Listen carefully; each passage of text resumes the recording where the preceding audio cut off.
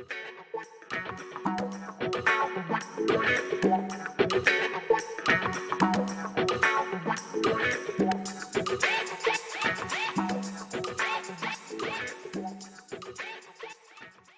there. Welcome to the first edition of The Naked Truth. My name is Dirk de Klein.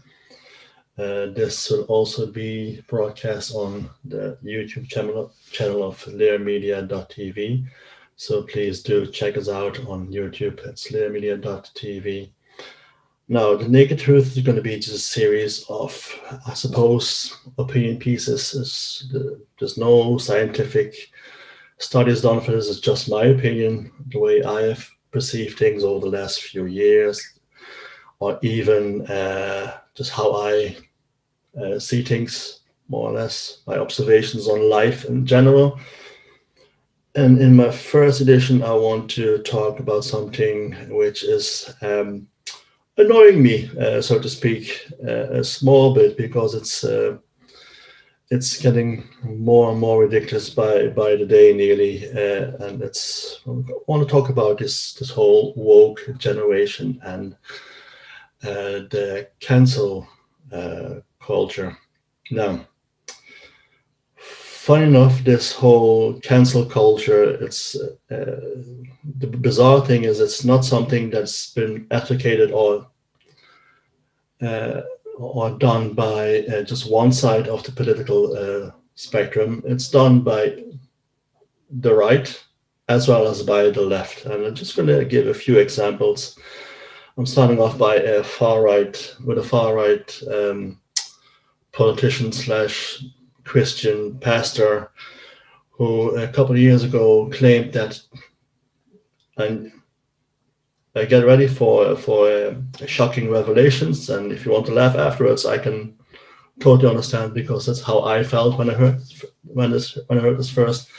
This pastor Jerry Falwell, look him up, Jerry Falwell Senior. He warned some parents of toddlers that Teletubbies for some reason were damaging to them, to their little tykes, their offspring, because the character called Tinky Winky was gay. He was gay because he had a purple, not even pink, a purple triangle on his top of his head, and he had a handbag. Now, my question is, who cares if he was gay? Really, it's a children's program. I mean, how bizarre, let's go with this, how stupid can you get, really? I mean, making an issue about something like that, a toddler's program. I mean, first of all, he shouldn't be watching in the first place. That says more about him than it says about any character in a 10 minutes children's toddler show. Now, that's the one thing. On the other side, you have this new phenomenon of this whole trying to cancel books, trying to get rid of books. Started off with a book like The Little House on the Prairie by Laura Ingalls. We all know them. We all know the book. We've all seen the TV show, which was going on for years and years now. I was not a great fan of the show because to me it was always a bit lame. I like my westerns a bit more full of action, but hey, it was a popular show. But the book was also a bestseller. But some people now, they want to have that book cancelled. Basically, that's what it is, cancelled. They want to get rid of the book, delete it, get it away from the curriculum of any library, school, just get rid of it. Because for some reason they think it endorses racism. How they get that, they can't explain that to me. Because it's because it's impossible. It's a biography of a young girl's life and her family living in this family and this community, and that's what the story is about. I mean, it's not a fictional story; it's true events. But they want to cancel it because of racism. I think it's because there might not be any African Americans in it, but it wasn't in that community. We're going back to the early 20th century, late 19th century. That was one thing. And then more recently, they talk about some of the Dr. Seuss books. And again, and this is not this is on the left side of the political spectrum. Talked about Dr. Seuss books. They seem to be racist as well for some reason. And again, to me, it's bizarre. Why do you think that? I mean, products like Uncle Ben's, they want to change it. And recently, in here in Ireland, well, actually this week, there was a politician. So I'm not going to mention the name. I will actually. Okay, Joseph Madigan was her name, and she wants the newspaper to change the title of the name of the newspaper, which has been there for years and years, for decades, that the Kerry Man to be changed into the Kerry People. Now, to be fair, I heard one of the reporters this week ask, what about magazines then, like Woman's Way? Do we need to change that as well? And well, she didn't really have a proper answer for that. So it's, I mean, I could ramble on for this for hours and hours and hours. Whatever I say about it, it makes no sense because it makes no sense.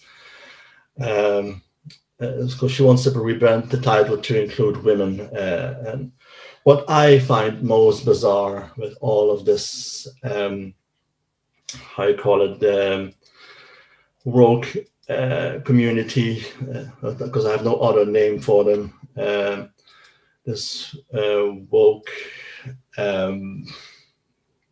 philosophy, is that these people are offended for others. It's not like these things come up by people who are supposed to be offended by it. No, they're offended for others. I mean, even I had an occasion once where someone was offended for me for some bizarre reason, because someone was making jokes about a half-blind man, which I am. I have only one eye, and they were being offended for me. I wasn't offended by the joke, but this person in particular was offended for me. And I said, well, can you please stop doing that? It's the only bit of pleasure I still have in life, that I can be offended myself by things. So I don't need anyone to hold my hand to say, well, you should be offended by this or you should be offended by that. I'm a big enough man, I can figure it out myself. So it's, this world has come so political correct that people do not realize what they're actually doing, because this whole cancel culture, it's not new. If you go back to, say, the banning of books on April 8, 1933, there were some students in Berlin. They decided that some books were no longer appropriate for the German way of living in 1933. So they decided to purge all those books. Now, those books were mainly from Jewish authors or people who were either related to Jewish authors or had some kind of links to Judaism, but even authors like, for instance, J.R.R. Tolkien was included in that as well. So, I mean, classics. And they burned the books. And we all know, we've all seen the pictures of the book burnings in 1933 and other years as well. And that's exactly the same, really. Just the fact now, it's they are shaming these books online or via social media, especially like the likes of Facebook and Twitter. But it's basically, it's the virtual version of book burning. And no one is doing anyone a favor with this. Really, they're not. And it's only what I'm very afraid of, and I'm very afraid of, and I mean this in all sincerity and complete genuinely about this as well. If we keep giving in to both sides, the extreme right, the extreme left, or even the less extreme right and extreme left, and give in to this change culture or whatever you have, the ultra conservatism or the ultra liberalism, if we just follow their route, we will be facing a genocide like we've never seen before. And you might think, well, that's a bit exaggerated, a genocide like we've never seen before. But this is my warning, because this has happened before.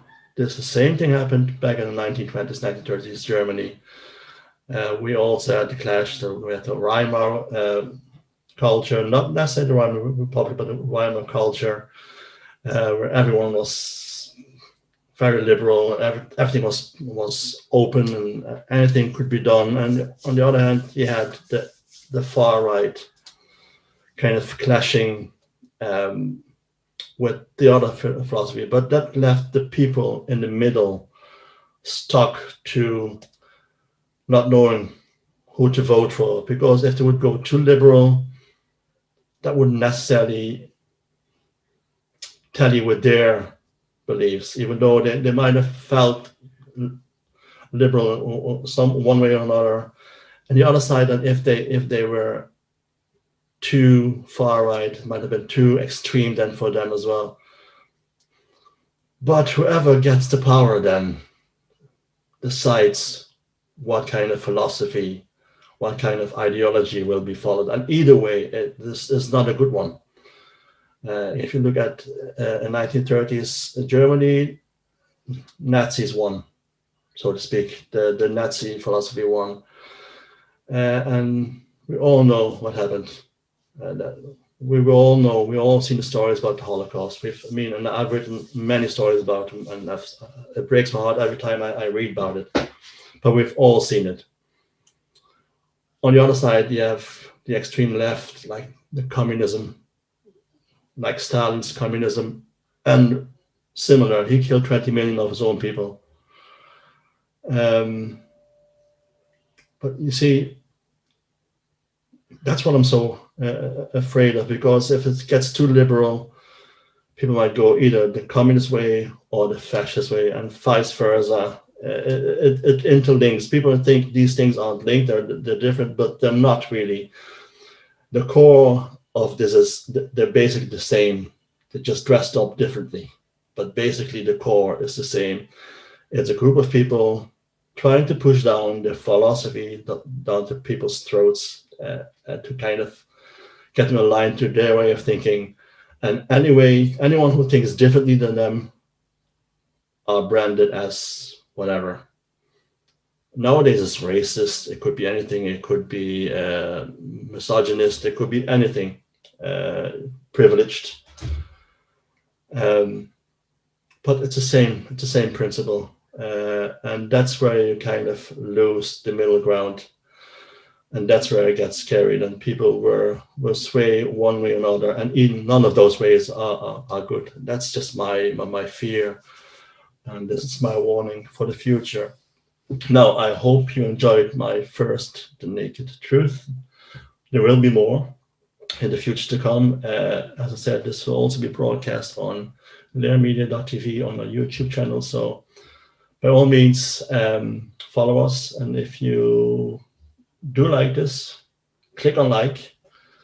And also, if you don't mind subscribing to the channel, would be great, because we need the listeners to come into us. And again, you can also send us an email at info@learmedia.tv or .ie. It's also on our YouTube channel. You can find the information there. So if you agree with me, great. Just send us an email. If you disagree with me, that's fine too. But that's one of the points I want to make really here. It's with this whole cancel culture. If you start canceling historical events or anything, you'll lose lessons. You lose the history. And once we forget our history, we forfeit the future. And we don't want that to happen. We really don't. So, and we need to have a debate on this. We shouldn't be just saying, oh, well, I'm wrong, he's right, I'm right, he's wrong. There's a middle ground there to be found. There has to be a debate, and just because I disagree with you doesn't mean I don't like you, and vice versa. So that's something people forget nowadays. If you disagree with someone, they get all high and mighty. Oh, um, so we're adults, okay? We've all have a sense, a level of education. I hope, but the more I look at very highly educated people, the scarier I get as well, because they sometimes just focus on one thing. Life isn't just black and white. There's a whole spectrum of colors in between. And if we just ignore those colors in between, God help us. Okay. See you next time. Sloan.